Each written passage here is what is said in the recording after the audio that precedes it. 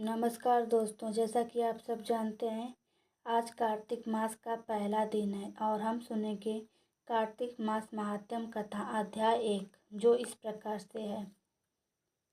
मैं सिमरू माता शारदा बैठे जिह्वा आय, कार्तिक मास की कथा लिखे कमल हर्षाय।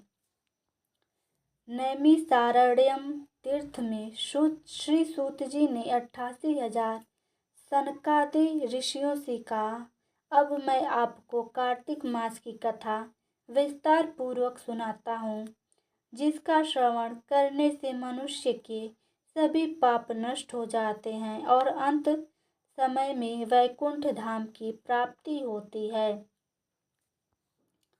सूत जी ने कहा, श्री कृष्ण जी से अनुमति लेकर देवर्षि नारद के चले जाने के पश्चात सत्यभामा प्रसन्न होकर भगवान कृष्ण से बोली, हे प्रभु, मैं धन्य हुई, मेरा जन्म सफल हुआ। मुझ जैसी त्रैलोक्य सुंदरी के जन्मदाता भी धन्य हैं, जो आपकी 16,000 स्त्रियों के बीच में आपकी परम प्यारी पत्नी बनी।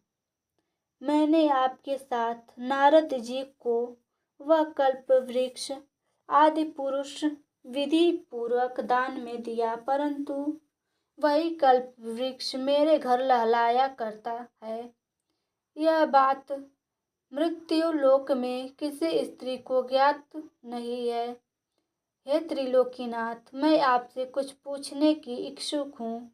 आप मुझे कृपया कार्तिक मास महात्म्य की कथा विस्तार पूर्वक सुनाइए, जिसको सुनकर मेरा हित हो और जिसके करने से कल्प पर्यंत भी आप मुझसे विमुख न हो।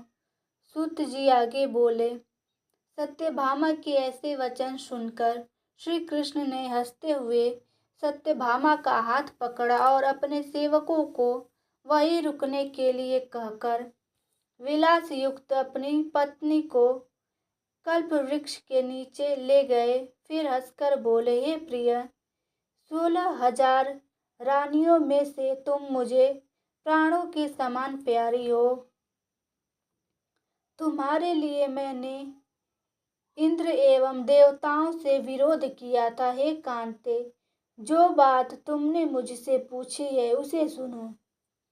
एक दिन मैंने तुम्हारी इच्छा पूर्ति के लिए गरुड़ पर सवार होकर इंद्रलोक जाकर कल्प वृक्ष मांगा। इंद्र द्वारा मना किए जाने पर इंद्र एवं गरुड़ में घोर संग्राम हुआ और गौलोक में भी गरुड़ जी गौओं से युद्ध किया। गरुड़ की चोट से उनके कान व पूंछ कटकर नीचे गिरने लगे, जिससे 3 वस्तुएं उत्पन्न हुई। कान से तंबाकू, पुक्ष से गोभी और रक्त से मेहंदी बनी। इन तीनों का प्रयोग करने वाले को मोक्ष नहीं मिलता। तब गौओं ने भी क्रोधित होकर गरुड़ पर वार किया, जिससे उनके 3 पंख टूटकर गिर गए। इनके पहले पंख से नीलकंठ, दूसरे पंख से मोर और तीसरे चकवा चकवी उत्पन्न हुए। हे प्रिय, इन तीनों का दर्शन करने मात्र इससे ही शुभ फल प्राप्त हो जाता है।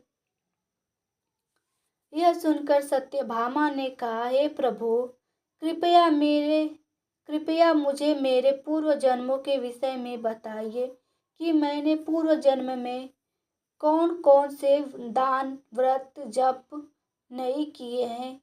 मेरा स्वभाव कैसा था, मेरे जन्मदाता कौन थे और मुझे मृत्युलोक में जन्म क्यों लेना पड़ा।